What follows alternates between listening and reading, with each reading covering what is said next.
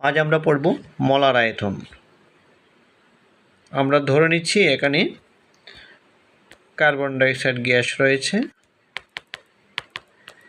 এবং এর পরিমাণ হচ্ছে 1 মোল।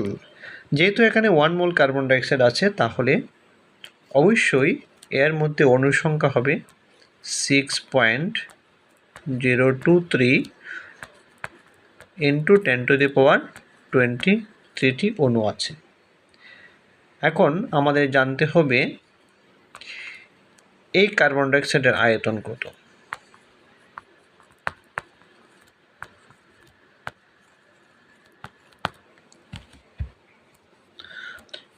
এর আয়তন যাই হোক না কেন, এই আয়তনকে বলা হয় মলার আয়তন।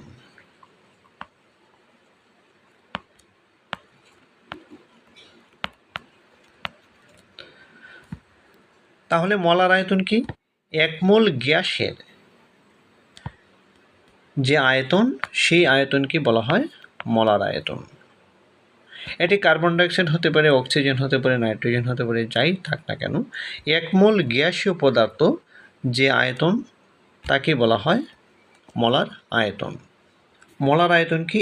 1 মোল গ্যাসীয় পদার্থ যে আয়তন দখল করে, তাকে ওই গ্যাসের মলার আয়তন বলা হয়। আমরা জানলাম মলার আয়তন কি। প্রিয় শিক্ষার্থী, মনে করি এখানে কার্বন ডাইঅক্সাইড গ্যাস রয়েছে 1 মোল। এই কার্বন ডাইঅক্সাইড গ্যাসের তাপমাত্রা হচ্ছে 0 ডিগ্রি সেলসিয়াস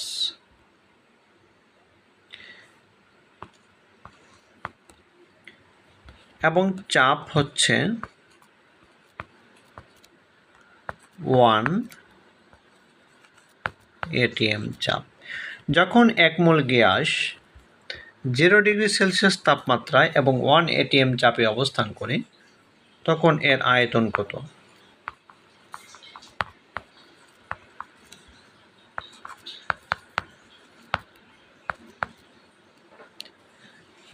বিজ্ঞানীরা হিসাব নিকাশ করে দেখেছেন, 1 মোল গ্যাস যখন 0 ডিগ্রি সেলসিয়াস তাপমাত্রায় এবং 1 atm চাপে অবস্থান করে, তখন তার আয়তন সকল গ্যাসের ক্ষেত্রে নির্দিষ্ট, সেটি হচ্ছে 22.4 লিটার।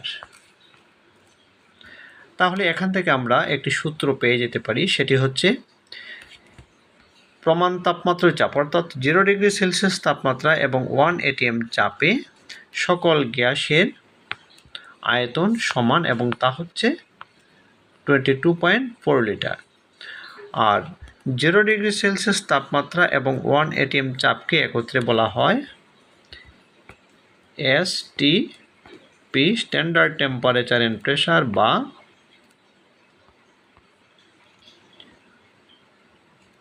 প্রমাণ তাপমাত্রা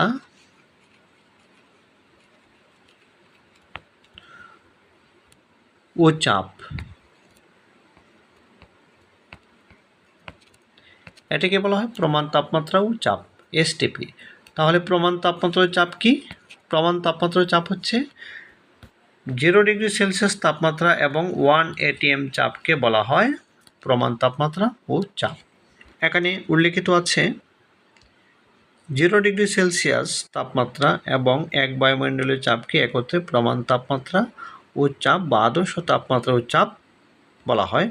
সংক্ষেপে আদর্শ বা প্রমাণ তাপমাত্রা, প্রমাণ অবস্থা বলা হয়। আর সূত্রটি হচ্ছে, প্রমাণ অবস্থায় 1 মোল গ্যাসের আয়তন 22.4 লিটার।